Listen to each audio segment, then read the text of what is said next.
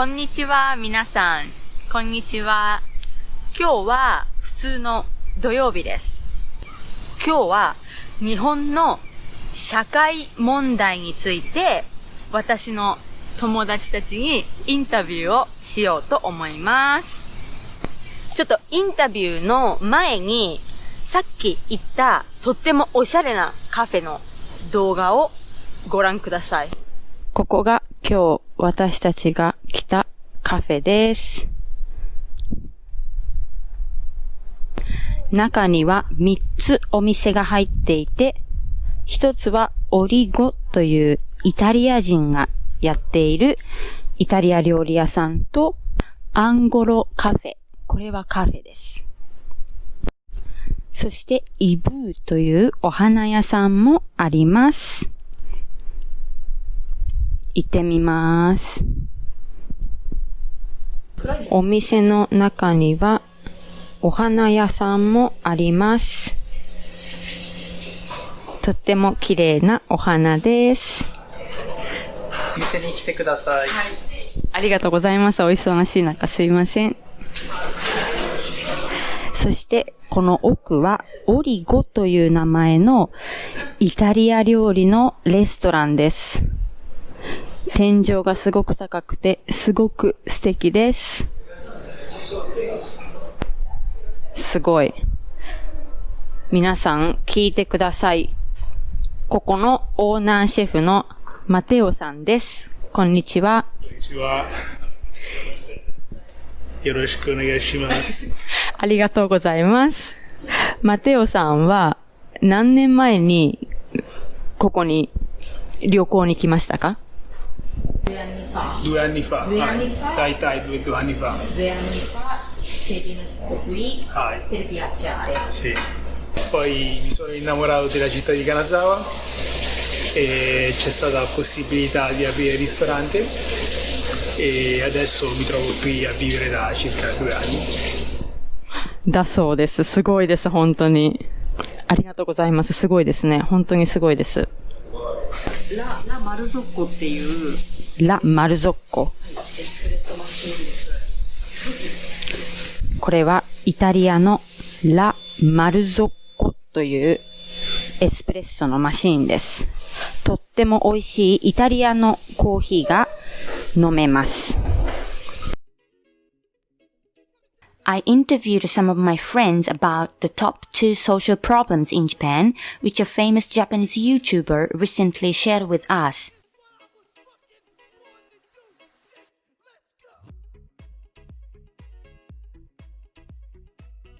ついて思い出。あ、やばい、ここ香る。おるよ。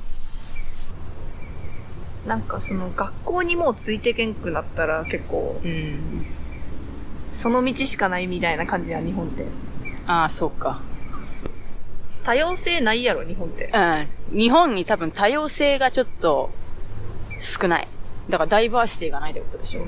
だからその学力の道から外れたら、その他がないってことやろ。だってそれももちろん学校の先生もそんなん提案できんやろ。もしそう他の道をってことやろ。そう来れんくなった子とかに、そうやね。それもないし、まあ親もそういう育ち方もしてないからさ。そうだね。親もその多様性がない。多様性が少ないということが自殺の原因になっているのではないかと思います。って言っています。自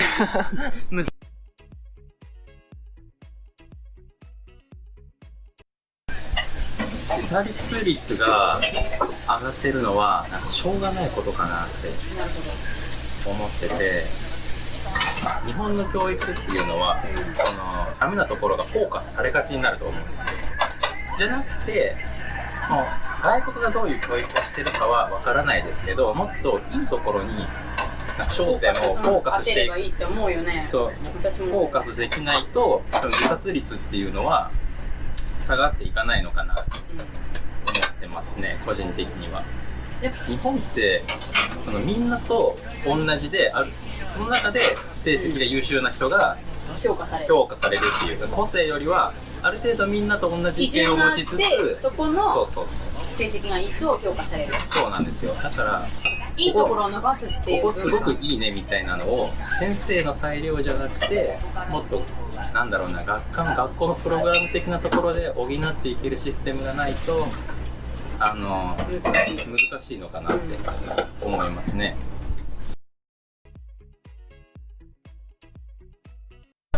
まあ、現在はほとんどみんなが高校だけじゃなくてその携帯も持ってるんじゃないですか。でその社会的にもなんかその無視されることが2倍になるんじゃないですか。例えば子供は毎日なんか学校に通ってるんじゃん。で学校に通って無視されてなんか携帯でなんか連絡しようと思ってたらなんか誰かに連絡取ってみても無視されてるという経験も。現実の世界とオンラインの世界で2つの無視があるってことでしょ。だから2倍になんかいじめが2倍になるんじゃないですか。で日本人は特になんかその社会に溶け込みたいんじゃないですか。だからアメリカ人だからアメリカと比べると、個人が大事ですっていう考え方じゃないですか。だから2倍そうでその社会的には2倍その学校でも SNS でもその個人的にも溶け込めないっていうことでなんかその自殺率が増加してきたっていうわけだと思う。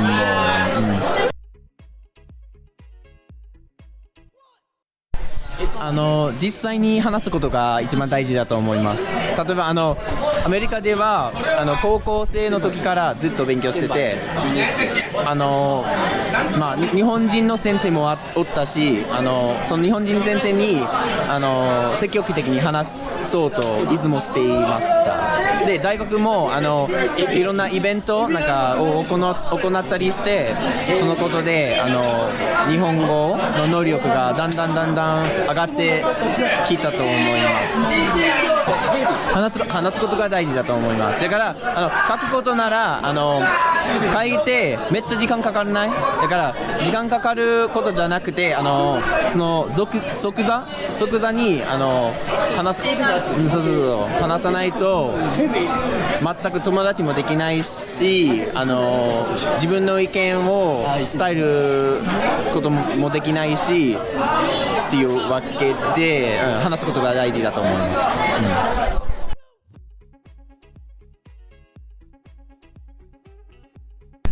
その情報の真偽がわからないという意見です。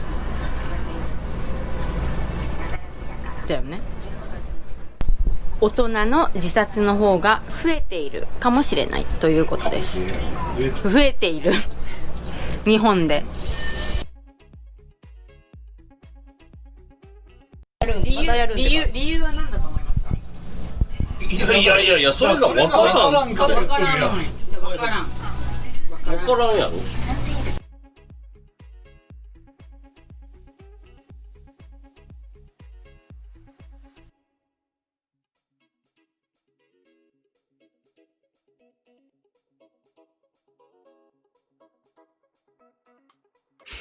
政治とメディアの癒着が激しすぎるっていうのが日本の問題なんだって。それについてどう思う？そうなんだ。だよね。でもそんな感じだよね。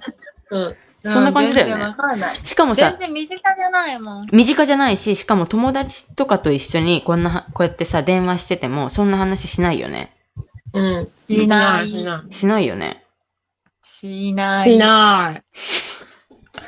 日本の、若い人とかは、政治に興味がないから、興味がないんです。そういうことについて、問題視をまずしてない。問題にしてない。てか興味がないから政治の話もしないです。友達と一緒にしないです。親ともしんよね。しないですね。だからこそ関心がないから、誰も指摘せんくなるよね。政治に対して指摘しんよね。だから政治について批判するっていうことがないです、っていう機会がないです。それが原因かなと思います。アメリカでもそういうその政府に左右されているメディアもあるんじゃないですか。全部はお金じゃないですか。そのきっかけとか目的はほとんど全部お金じゃないですか。だからそういうつながりがあるのは当たり前だと思います。そう何の国でも政府もそうアメリカでも日本でもみんなお金を稼ぎたい。だからそのお金に関係あるものならなんか政府メディアそれがなんか上げれるならなんかそれに分かるんじゃないですか。分かる。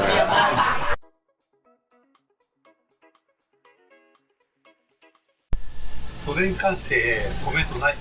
コメントがない。コメントがないということです。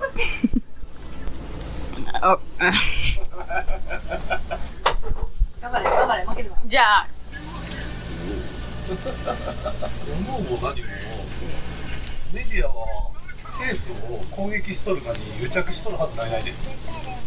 ってことは癒着はしてないと思うということですね。癒着はしてないと思うということです。逆にね、日本政府とは癒着してないけど、中国政府とかと癒着しとると思う。だから逆に日本の政府を攻撃してるやん。政府とメディアの癒着じゃなくて、中国政府と日本メディアの癒着がある可能性がある。そうとのことです。